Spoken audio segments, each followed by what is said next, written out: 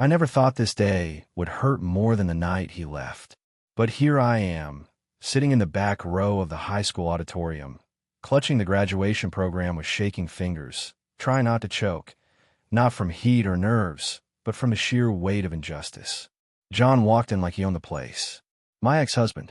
He strolled through the doors wearing a brand-new suit, grinning like a politician, holding hands with his young wife. Perfect hair, flawless makeup, a smug glow like she'd just won a prize. Maybe she thought she had. People turned to look at them. Teachers, neighbors, distant relatives. They shook his hand.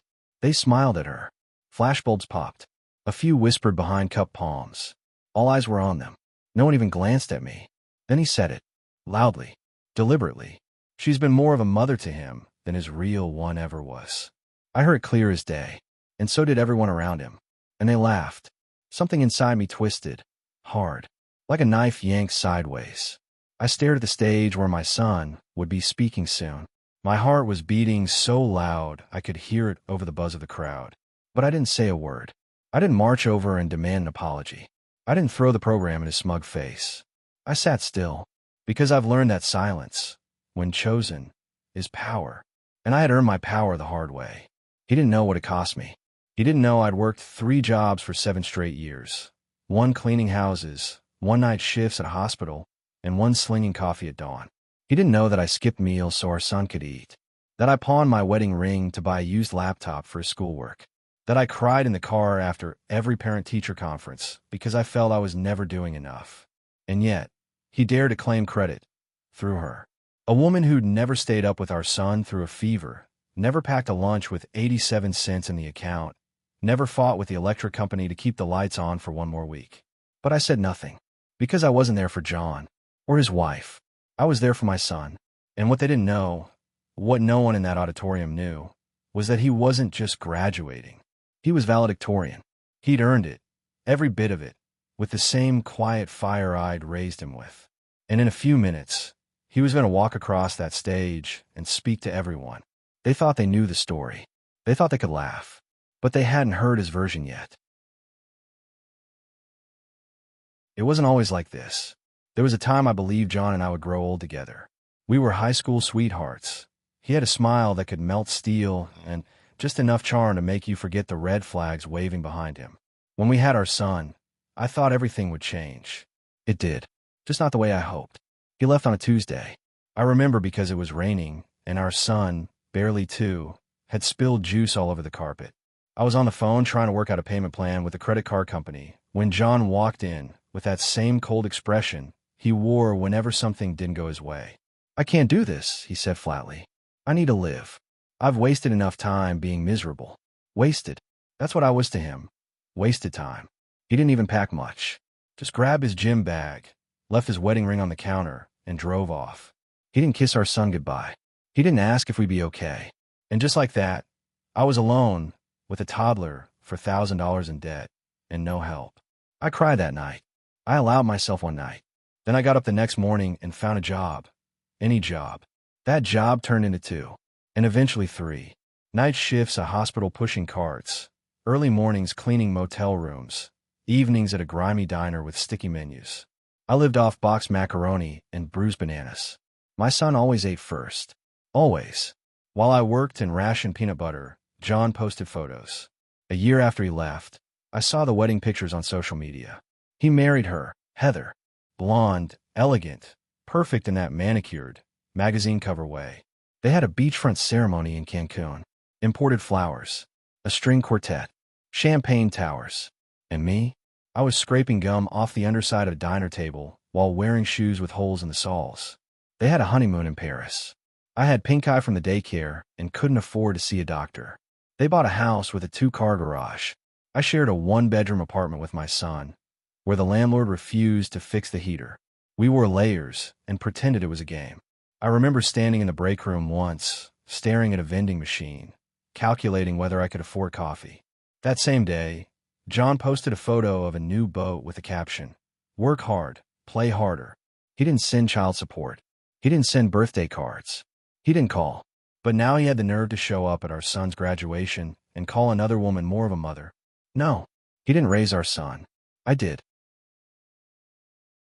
The gymnasium echoed with clapping and camera flashes, a sea of proud faces and polished shoes.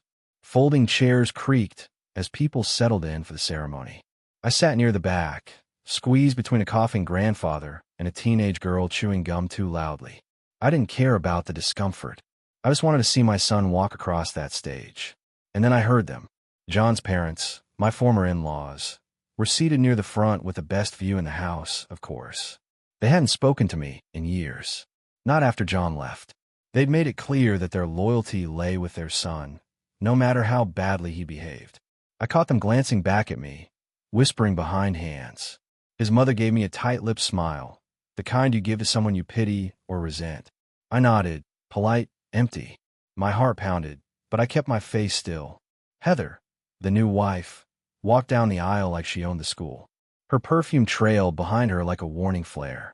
She carried herself like the leading lady in a movie she hadn't earned a part in. She waved to teachers, hugged the principal, blew kisses to John's parents. Then she turned, saw me, and smiled that smile. The one women use when they want to remind you that they've replaced you, and they're enjoying it. Then John clapped a hand on her shoulder and said, loud enough for everyone around to hear, again, I mean, let's be honest. She's the one who's really been there. Motherhood isn't just biology, right? Chuckles followed. My son. He was on the side of the stage in his cap and gown, clutching his valedictorian speech. He wasn't looking at John. He wasn't looking at Heather. He was looking at me. His eyes locked on mine, soft but steady. His lips twitched in the smallest smile. And in that one look, I felt everything. Gratitude, love, loyalty, truth. He saw me. His name echoed over the speakers. Valedictorian of the class of 2025, Michael Bennett. Thunderous applause erupted as my son rose to his feet. Flashbulbs went off. Teachers clapped. Students hooped. Michael straightened his shoulders, adjusted his cap, and walked slowly to the podium. His walk was calm, measured.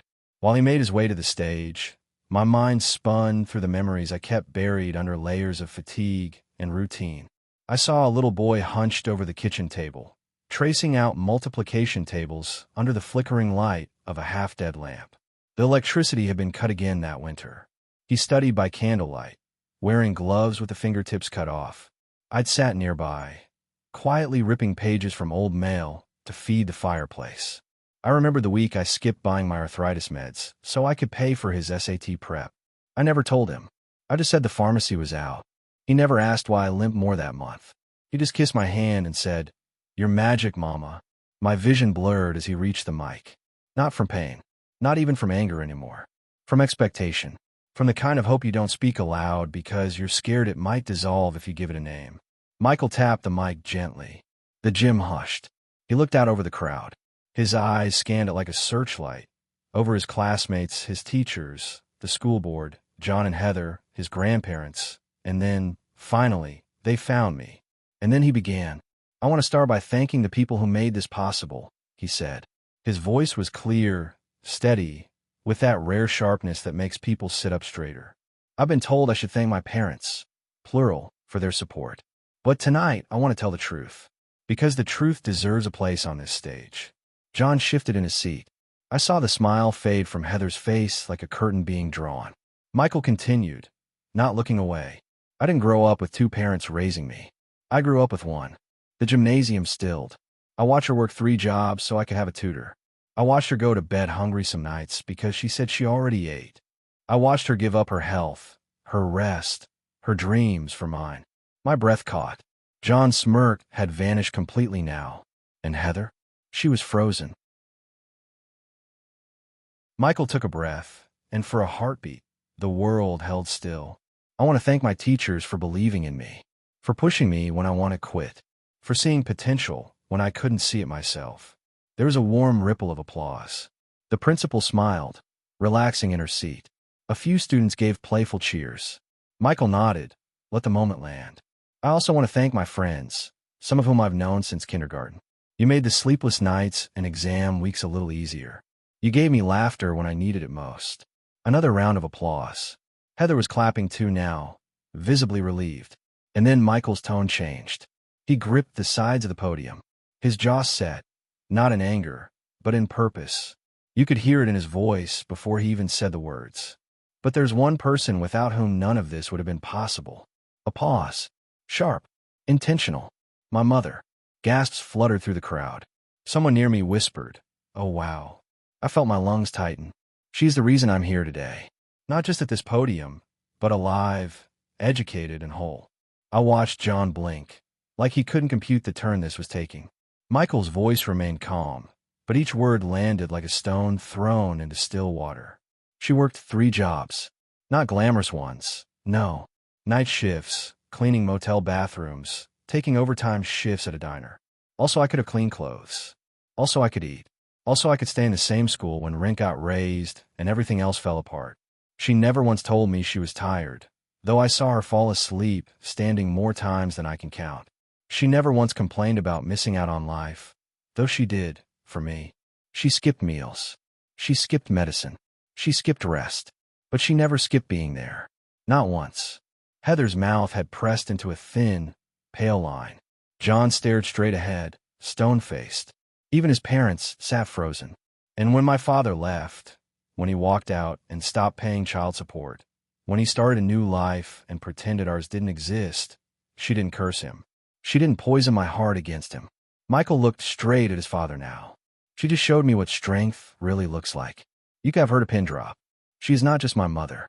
She is my hero, my reason, my backbone, my example of what it means to never give up, even when the world gives you every reason to. My lips trembled. My hands were numb. But my heart, it was beating like a drum. Then Michael did something I will never forget. He turned, looked directly at me, and said, "Mom, this degree is yours.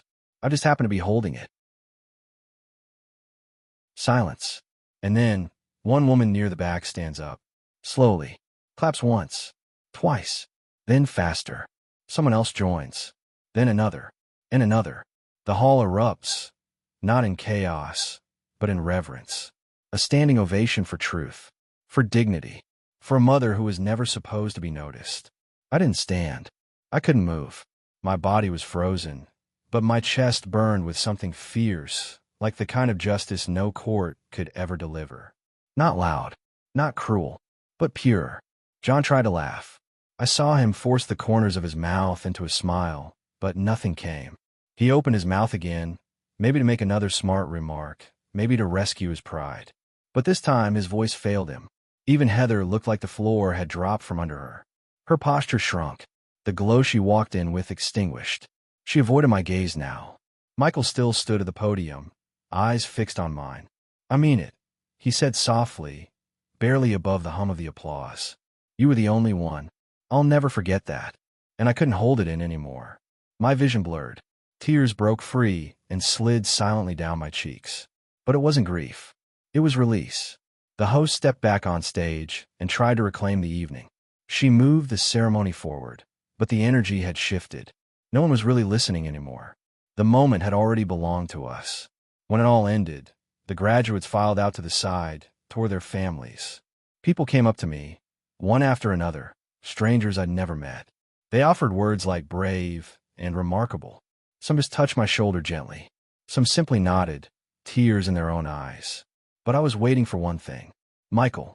John stood a few feet away, hands on his hips, trying to catch his son's attention. His face was tight with discomfort now. He leaned toward Heather, whispering something. She didn't respond. Michael emerged through the crowd like sunlight, breaking through a clouded sky. Tall, calm, eyes scanning until they found me. He didn't even glance at his father. Walked right past him. Not rudely, just as if he were a stranger. When he reached me, he wrapped both arms around me, without hesitation. Tight, firm, the way a child hugs the only home he's ever known. Outside the auditorium, the night air felt lighter, cooler somehow, as if the truth had shifted the weight of the world, even if only slightly. People filed out in murmurs. Not the usual buzz of congratulations, but softer, more thoughtful tones. A few glanced toward John and quickly looked away. Others moved around him like he was furniture no one wanted to bump into. He tried to play it off, fixing his jacket, adjusting his tie, laughing too loudly at things no one was saying. Heather stood beside him, But she wasn't laughing. She wasn't speaking either. Michael and I were walking slowly down the steps, hand in hand, like when he was 5 and afraid of the dark. Only now, he was the steady one. "Michael," John called from behind us. "Can we talk for a sec?" We stopped. I didn't turn around. But Michael did. Not with anger. Not with fire. Just calm. "You already talked," Michael said evenly. "You've been talking for years." His father frowned, eyes darting to the few remaining guests nearby. "Come on, don't make a scene." Michael took a slow breath. "You made the scene. At my graduation. When you stood there and said someone else was more of a mother than the woman who gave everything." John took a step closer, voice lowering. "I didn't mean it like that." "You don't get to mean anymore," Michael said, quiet but firm. "You lost the right to speak about me in public when you disappeared for 15 years and paid 0 cents of child support." It landed like a stone on concrete. Even Heather shifted uncomfortably. "I'm not angry," Michael added. "But don't ask for a relationship now that everyone saw one moment of truth. Because where were you for the 1,000 others?" There was nothing left to say. John just stood there, mouth half open. He looked around, but no one was listening now. No one was coming to his defense. In fact, a few people nodded toward us. One woman walked up to me quietly, whispered, "You did good," and squeezed my arm before disappearing into the night. Someone else muttered to John as they passed, "That was shameful." He winced. Heather stayed silent. We walked home. No fancy restaurant. Just us. The apartment was still warm from the early evening sun. Michael kicked off his shoes, pulled off his graduation sash, and collapsed into one of the old kitchen chairs. I poured 2 glasses of orange juice, the good kind I bought just for tonight. He raised his glass, that same lopsided grin he had when he was little. "To us," he said. "To always showing up."